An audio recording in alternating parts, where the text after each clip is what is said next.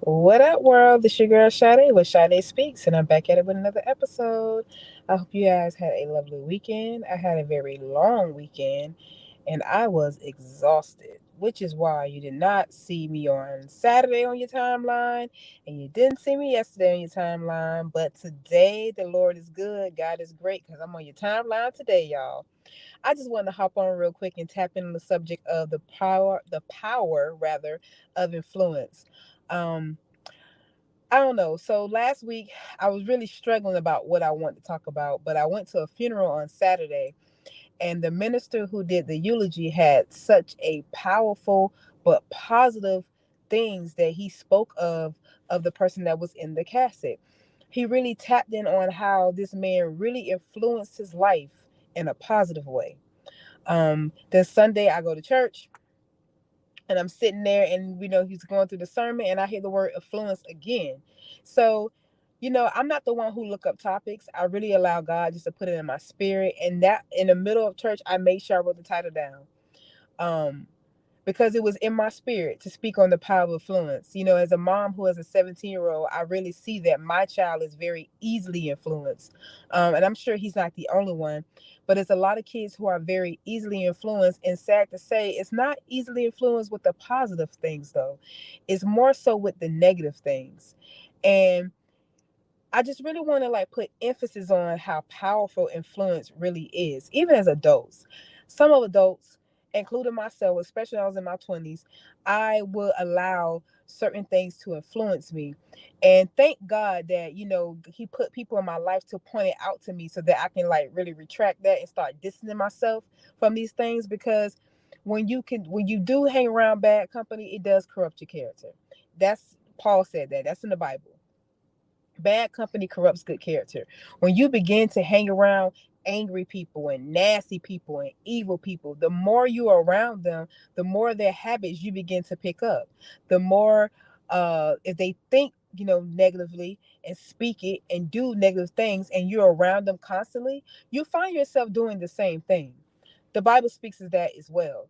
Um, and I see it a lot more so in the children. I'm not gonna really tap in on adults because if I'm being honest, I have a very small circle of friends, and my friends influence me in a positive way for the simple fact that we all rather are running this race called life, and we all want the same end game, which is to make it in heaven. That's our mindsets. So I surround myself with people with that type of mindset. But in my 20s, I definitely hung around people who were very toxic, who had very um worldly wisdom. They did things the world way more so than doing it God's way. And I used to do the same thing, which is why I want to talk about it, because I can relate to it. I know what it's like to have good influence in your life, and I also know what it's like to have negative influence in your life. The Bible really warns you, though. It warns you in Proverbs chapter 22, verses 24, where it says, this is Solomon, by the way, make no friendship with the angry man, and with the furious man do not go. And then if you drop down to verse 25, it says, lest you learn his ways and set a snare for your soul. So when you learn the ways of an angry person, a negative person rather, you're you begin to learn their ways. It begins to really taint and corrupt your character. It changes who you are. It changes the morals and the principles that you were taught. And it's really important for us as adults to really pour this into our children. I know I do constantly, because I see in my child the negative what negative influence does. I see the ways are changing. The way we think is changing now. The way we talk is changing now. And I just know that it's because of who you hang around. The Bible also teaches us in Deuteronomy chapter 12, Psalms 106, it talks about the children of Israel, how God sent them to destroy the Canaanites. The Canaanites will be bad company. They worship false gods. They sacrifice their children. Y'all, it's in the Bible. Read it. I'm telling you. And when the children of Israel went over there, they began to mingle with them. Instead of destroying them, they became friends with them. They became mates with them. And then what happened? Eventually, they picked up their habits. They began to serve false gods. They began to offer false gods. It's just that powerful. I read an article though that gave three things to alter the amount of influence someone have on you, right? The or alter the influence that something has on you. It could be a person or something, like, music. It could be television. Like, all of those things honestly influences us. The television we see with our eyes, the music we hear in our ears, and it's all going to your heart. This is your heart. This is the heart that God talks about. He doesn't talk about your physical heart. He talks about this heart, because this right here is very powerful. And if you're not careful of what you allow to influence you, it's gonna mess this up. That's why the Lord tells you to guard it. So it says in the article, if you want to alter the amount of influence someone or something has over us, we can start by adjusting the factors accordingly. Proximity would be the first thing. Proximity means how close am I to this influence? Um, if it's negative influence, I want to pull back away from it. I want to distance myself, because the more I'm around it, the more I'm gonna start picking up those habits. But if it's a positive influence, I want to be more around it, because the more I'm around it, the better I'm off. I want to be around godly wisdom. I want to be around people who have a different perspective on life that's not always negative.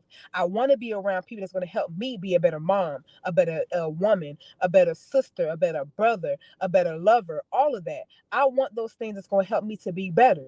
But I don't want to be around nothing that's going to help me be worse, that's going to bring me down. The next one it said was respect.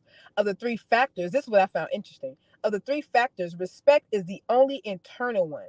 It can have the greatest impact on what influences us, while being the hardest to change, because we naturally want to be liked, the people and concepts we respect. We naturally, respecting someone who exerts a negative influence can make it that much more difficult to break free of it. So I'll use a kid for an example. When we were around our peers, right, and our peers did negative things, we wanted to be like, so we kind of glorified it. We kind of started being around it because we want to be cool too. We want to be respected too. It's difficult to break away from that type of influence when you think that way, which is why it's probably one of the hardest to change.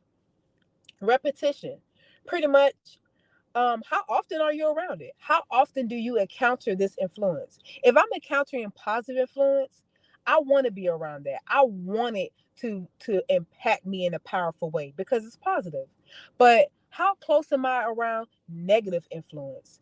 As for my child, kids spend most of their time in school. They're in school for what, like 7 hours. And if they do extracurricular activities like football and basketball, they're there even longer. We don't know how different kids are raised and their backgrounds and where they're from. We don't know what these kids are saying and doing in front of our kids. And if your child is anything like mine, who is really easily influenced, they begin to pick up negative things. And I'm not here to bash my son. I'm just being very transparent with y'all. Like, I'm that parent that's dealing with it. I'm that parent that has to redirect my son over and over again, and continue to pour him the positive, because where he is in school, the influence is so negative. Like, let's just be real. In the world today, nothing positive get props. People are toxic. People like negativity. People like to watch fights. The kids record fights and just pass it around. That's a negative influence, and it has power. It's toxic.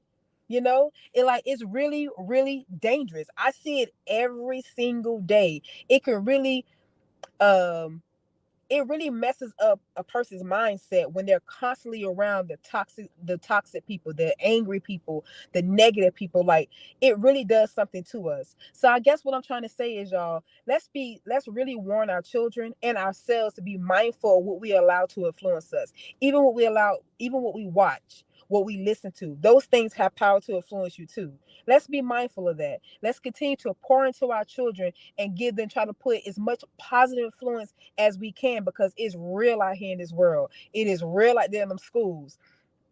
These kids are something serious. A lot of these kids come from real negative and angry backgrounds, and they bring it to the school. They bring it around your kids. And if you're not praying over them, if you're not pouring into them, it is easy for them to be influenced. I hope this blesses someone. I pray, y'all, that we all adapt positive influence, that we allow the power of positive influence to come over our life and not the negativity. I love y'all. Thank y'all for rocking with me. Thank you for continuing to share my videos. And I will see you guys Saturday or Sunday.